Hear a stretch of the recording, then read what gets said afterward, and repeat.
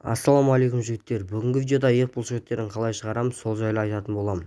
Арнаға тіркеліп, лайк басып, коммент жазып отырыңыздар. Бұл сіздер үшін небәрі 15 секундық нәрсе, мен үшін үлкен қолдау. Келесі видеоның қандай болғанын қалайсыздар, комментке жаза кетіңіздер. Қазір алда көрсетілетін тренировкалар стойканы ырқақты үйреніп жүргендерге септігін тигізеді. Яғни осыған тұруға көмектеседі.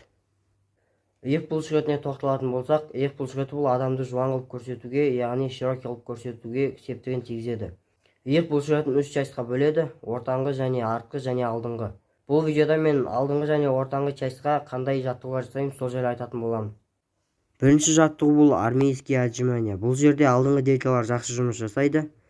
Бұл жерде техникасын түсініп алу керек. Аяқ пен қолдың аралығы жақынырақ болса, нагрузка көбірек түседі. Егер бұл сізге оңай болып жатса, аяғыңызды жоғары жаққа қойып жасаңыздар болады. Дәл осылай. Бұдан примерно 4 подход 8 немесе 10 реттен жасаңыз. Бұлай қиын болса, оңай түрін жасауға кеңес беремін. Екінші жаттығу стенаға аяқ тіреп осылай стойканы ырқақ тұру.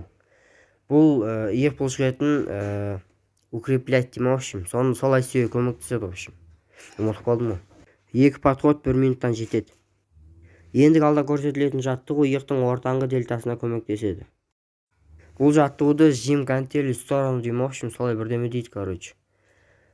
Дәл осылай жасайсыздар. 4 подход 8 реттен жасаған дұрыс негізі. Егер 8 оңай болса, тағы да вес қосуыңыз керек. 2 қолға да 4 подход 8 реттен жасайсыздар. Бұл жаттығу басында айтып кеткендей ортаңғы частьқа көмектеседі. Және де бұл ең популярный жаттығу болып табылады. Бүгіндікке осы. Лайк басып, коммент жазып кетіңіздер. Келесі видеоның қандай болғанын қалайсыздар, соны тоже жаза кетіңіздер. Қош, сау болыңыздар.